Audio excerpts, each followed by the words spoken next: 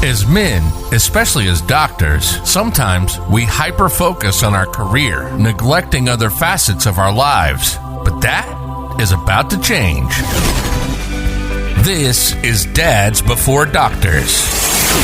Some physicians claim their family is their top priority, but their lives tell a very different story. We'll help each other become family men who are doctors rather than doctors who have families. If it's health, wealth and legacy, emotional well-being, parenting, professional goals, or marriage, we're talking about it. Thanks for listening, and make sure to subscribe. This is Dads Before Doctors, and this is your host, Adam Broussard, MD. Welcome back to Dads Before Doctors podcast. Happy New Year. Welcome to 2022. Hope everyone's doing well and is keeping your New Year's resolutions, or there's still time to create new goals for the new year. Today's episode is just going to be me.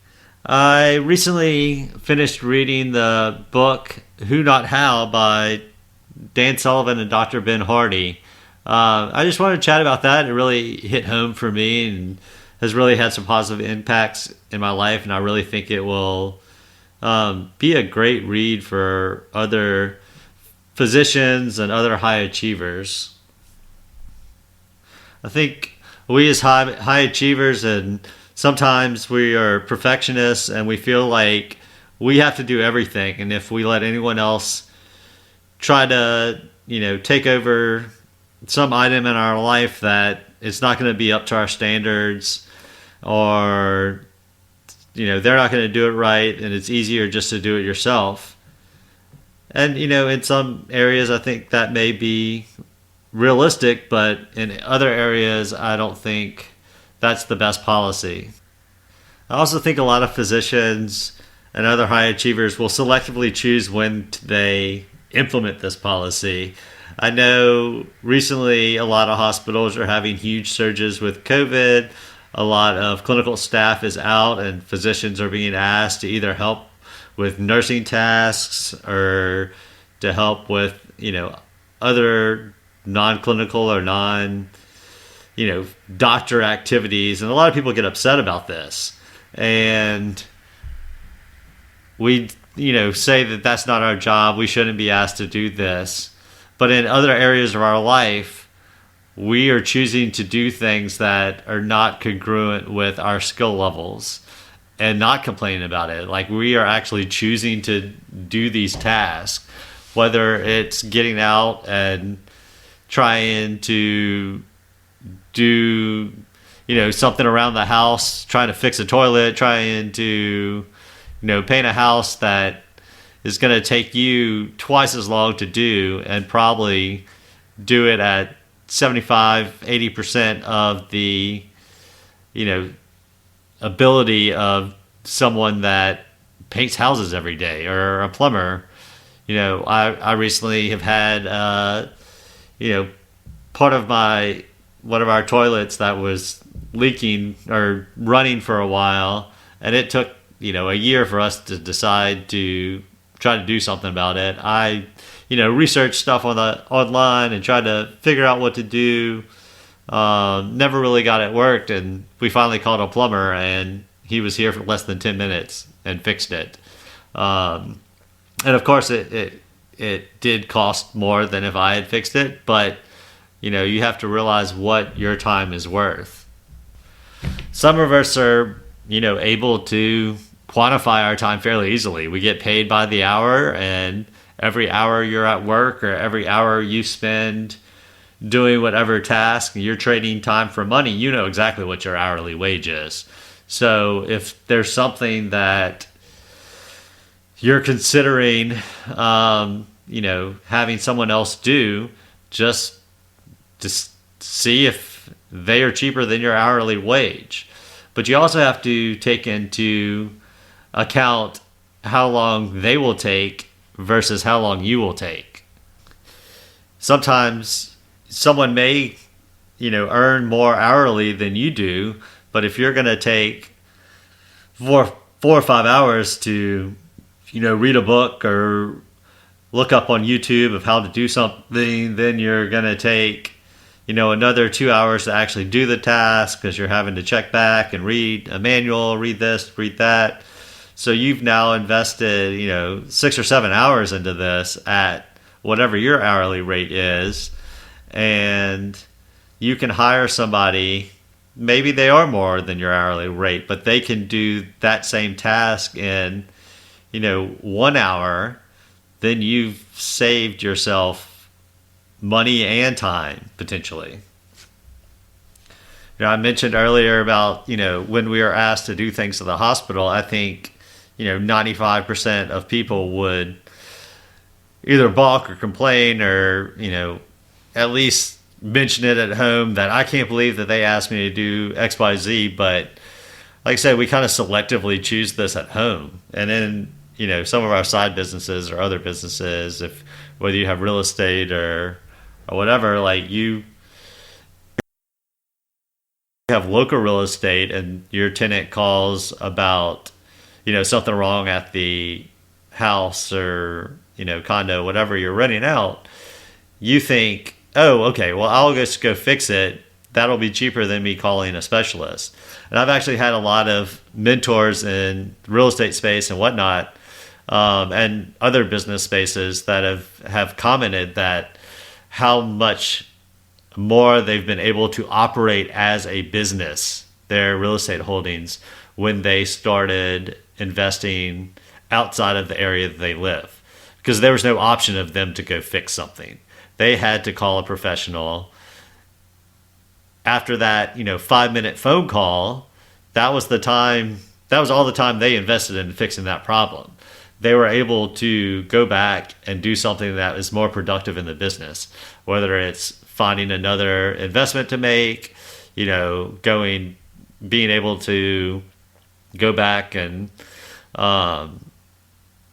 do more cash producing activities in their day job or whatnot. It really freed them up to think of their side business or their real estate as truly a business rather than just something on the side.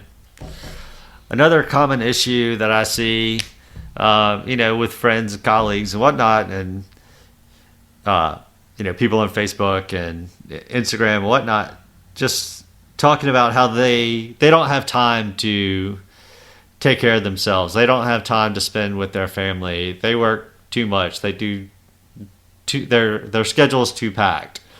But you're trying to do all this other stuff that you may have no business doing. That if you could replace that 7 hours you spent trying to fix a toilet, or you can have someone, a med student or undergrad help you with that research paper that you were working on, just pulling, articles, or have someone edit your journal article that you're turning in. That can really free up a lot of time that they may be better at doing anyway. And then now you have time to focus on your health, your family, go work out, whatever. You get to choose how to fill that time. Whether it's something that you are truly passionate about, playing a round of golf with some friends, or spending time with your kids, or if it's being able to do other activities that are cash producing, whether it's working more at the hospital, whether it is focused on some type of side business or whatever. You open up that time, because a lot of activities that we do aren't really income productive. I've heard a lot of people that will go through their week or 2 weeks and write down like everything they do for that 2 week period of time, whether they just keep a calendar or journal writing down what they do. I've heard others that create sticky notes and write down everything they do, and then after that week or two, they go and sort out those sticky notes or circle in their planner what items A, they're good at, B, they have to do, what items were producing income for them, what items gave them joy, and then all those other items that weren't productive, that waste their time, or someone could be better fit to do this, items that were not up to their hourly wage, then you're able to either eliminate those items completely or find who can do these things more efficiently, potentially cheaper or whatever, and delegate those items. Whether you delegate those items to your kids, have your kids mow the grass, have your kids, do whatever, have them potentially help, clean and turn over a rental property you're going for. If you have your significant other, help with certain things that they may be better at. I think getting past the idea that, we're physicians and we have to be in control at all times is really a difficult thing. I think that we need to really work on that to get past that kind of limiting belief that we have. And also, I think rather than learning to do something that you hate or do something that you will probably do poorly, like you should probably delegate it. Like I said, whether that's to recently, I have been struggling with QuickBooks and keeping up with bookkeeping. I always say that I'm gonna sit down and take care of the bookkeeping, and I just never do. I've bought multiple courses. I've listened to hours and hours on tax stuff, and I enjoy the information, but I don't enjoy sitting down and sorting expenses on QuickBooks. I don't enjoy going through every purchase that I make on Mint or Personal Capital and trying to figure out a budget. So I guess about 2 weeks ago, I hired a bookkeeper. They're charging me significantly less than what my hourly rate would be. And, in less than a week, she has cleaned up my entire books from 2021. And I've been procrastinating it for, a year. So it's going to be well worth the expense. It got that out of my mind because I think that's a big issue too, because, for months now I've had, on my to-do list and in the back of my mind that I need to, work on this bookkeeping. I need to categorize everything so I can give it to my CPA, come tax time. Without this data, I don't know. I think I've been profitable, but who knows? Someone that can actually, run the profit loss statements, fill out the balance sheet and actually knows what they're doing. And, I don't have to recreate the wheel. Actually recently was part of a conversation with some other physicians that, same thing. They've been taking this, online bookkeeping class and struggling with it and ended up having to go to other resources, and they've, found errors with the bookkeeping class they were taking. And, most of them are doing it because they want to at least have a basic understanding before having someone else do it. But, and, I do too. But you know you're going to do it poorly, not as well as someone else potentially that has an accounting degree or is a CPA or whatnot. And having enough basic knowledge is great, but you don't need to know the minutia. You need to, as a business owner, as the CEO of your life, you need to know enough that someone's not screwing you over, or that they're doing it correctly enough, but you don't need to know how it's made. You use your iPhone every day, but you don't need to know how, someone, put the phone together or how they coded the app.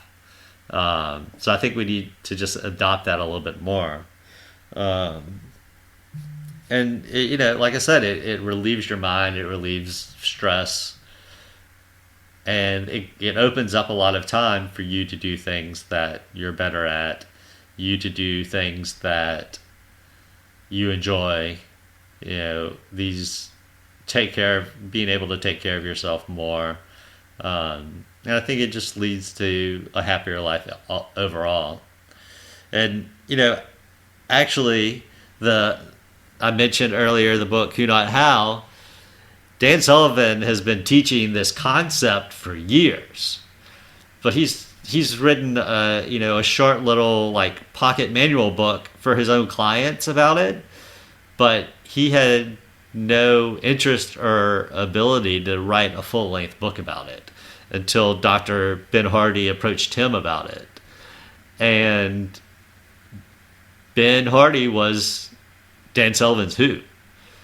Ben wrote the book completely with some, input from Dan Sullivan, but, he allowed Ben to be the Who for him. But in the same vein, he was the Who for Ben Hardy. Like, Ben was a writer, and I believe he's a psychologist, and he wasn't able to come up with this concept, but someone did, but he was able to provide that service of fleshing it out and writing a full-length book about it. So you're able to be the Who for somebody else when you choose to find your Who. I recently hired a virtual assistant. Hi, Anne. Thank you so much. And I mean, you're able to provide, a living to other people who enjoy doing whatever item. A bookkeeper majored in accounting because they hopefully enjoyed it. I didn't major in accounting, and I don't enjoy it. So, letting someone follow their passion is a gift that you can give them, plus you're paying them. And you being able to follow your passion, whatever that might be, whether, it is, spending more time with your family, whether it is, reading a book, whatever you want to do by lightening your load, getting that off your to-do list, getting it out of your head, like it'll reap huge rewards. That pretty much wraps it up today. Like, just try to figure out one thing in your life this week that you can find a Who to take care of. One thing that you can get off your plate and have someone else do. Like I said, whether it is, hiring somebody, whether it is asking one of your kids, an office staff member, one of your partners, something that you've been struggling with at work that they may really enjoy or they may like. If there's a case you don't like doing anymore, maybe talk to your partners and be like, hey, I like doing this case. You send those to me. I don't like doing case XYZ. I'll send them to you. And, that might make a much more, tolerable, hospital time. Like, if you're able to fill a full day surgery schedule of cases that you like doing, not cases that you think you need to do, like, I think that would, make a much happier experience at work. In the same vein, like, if it's something that someone else enjoys doing, like, be that Who to them and give them that opportunity to do this case if it's not something you really enjoy. But I hope you have a great week, and I'll be back next week with another episode. As always, please rate the episode, send us your comments, and spread this to someone else you might benefit from this, whether a physician or otherwise. And look forward to hearing from y'all. Have a great week. You've been listening to the Dads Before Doctors podcast. Family men who are doctors rather than doctors who have families. In an evolving and ever fast-paced world, we cannot lose sight of our real priorities. We hope you enjoyed the show. We know we had fun. Make sure to like, rate, and review. And tell a friend about the show. We hope you've gotten some useful and practical information from the show. And we'll be back soon. But in the meantime, hit the website at dadsbeforedoctors.com. Questions, comments, suggestions? Email adam@dadsbeforedoctors.com. And find us on Facebook and Instagram at Dads Before Doctors. Remember, the host of this show is not your doctor, your coach, or your financial advisor. This show is strictly for entertainment. Till next time, this is Dads Before Doctors, signing off.